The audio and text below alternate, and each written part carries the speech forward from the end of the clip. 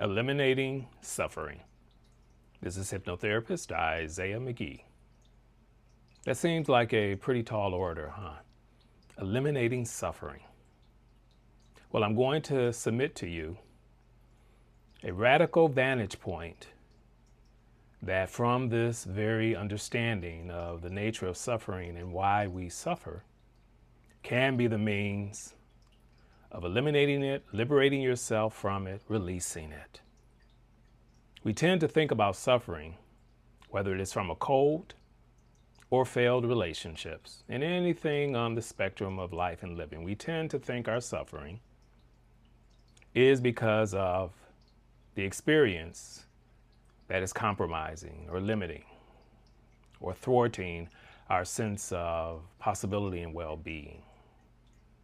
But if you understand what suffering actually is denoting and indicating, it can be the means by which you no longer unconsciously facilitate and promote suffering.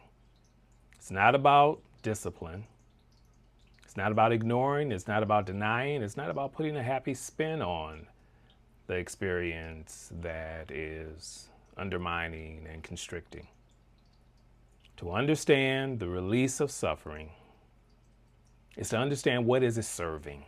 That's right, what is it serving? Now, on the face of things, suffering is not serving or benefiting whatsoever. Nobody wants to suffer intentionally, willfully, consciously. And even the unconscious idea that suffering is a payoff of some sort. The reality is that our suffering, it unconsciously becomes an identifier. That's right. I suffer, therefore I am. It becomes an identifier.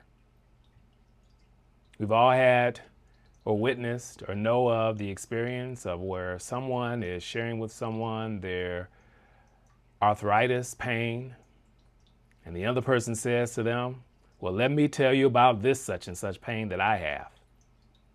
And then you find individuals jockeying for whose pain is more sufferable, insufferable. And this is because what one is saying unconsciously is that, well, that's who you are, this is who I am, et cetera, et cetera, et cetera, and expressing the suffering situation, indication, consideration, experience. And so if you look at suffering as an identifier, rather than looking at the content and the nature of the suffering, which is what most of us become consumed with, then the question becomes, am I interested in continuing to use suffering as an identifier that says this is who I am? So this is the reason why unconsciously, as painful as suffering can be, mentally, emotionally, physically, spiritually, psychologically, whatever context that you relate to in terms of the oppression of suffering, the reason that we tend to experience that is because our unconscious mind is using it as an identifier. This is who I am. I have this issue, so therefore that makes me such and such. I have this issue, therefore that makes me this. I have this issue, therefore that makes me this. So the relief of suffering does not begin with the remedies, the applications and the medications and the changes of protocols regarding the nature of the suffering dynamic. The source and the beginning of releasing suffering, and this is the application here, is to decide I am no longer interested in identifying myself with that suffering experience, indication, reality. I'm no longer interested in identifying myself with suffering. Now, this sounds very simplistic on its face, but in actuality, we do not realize the extent that we use our experience more as an identifier, and this is what establishes me as being different from you, than the actual idea that the suffering is something that has visited us or come upon us. The reality is that unconsciously we hold on to our suffering even in the midst of our remedies and our sincere and valiant attempts to alleviate it and remedy it. The reason that suffering becomes very challenging and difficult to release is because your unconscious mind is saying that if I let go of my suffering, I let go of my identity.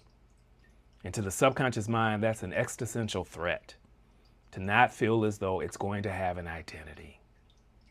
And so as you make the decision, here's your application, as you make the decision, I am no longer interested in chronic illness, chronic relationship challenges, low self-esteem, difficulty with career, whatever ways the suffering shows up, as you decide, I'm no longer interested in using this to define my existence, to define my identity, to separate me as the individual that I am. As you make that decision, you're no longer interested in suffering then has no purpose, and you find whatever means you engage to alleviate it or release it, that it is much more potent, much more effective, much more efficient, or you find that the suffering dissipates in and of itself because it is no longer being used as an identifier.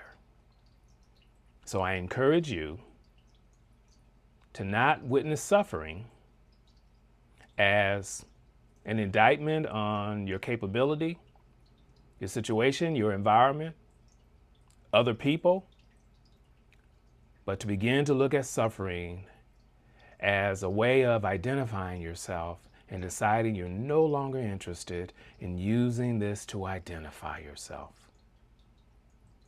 Go ahead and apply this. And in 30 days, by you making the decision, I'm no longer interested in using this challenge to indicate who I am. I'm no longer interested in using this challenge to indicate who I am. Apply that for 30 days. And then witness how whatever the debilitating constriction of any acute or mild suffering and how it has shown up in your life, begin to witness it dissolving and releasing itself, because you're no longer utilizing it as an identifier. This is Hypnotherapist Isaiah McGee. Release identifying and using suffering as an identifier.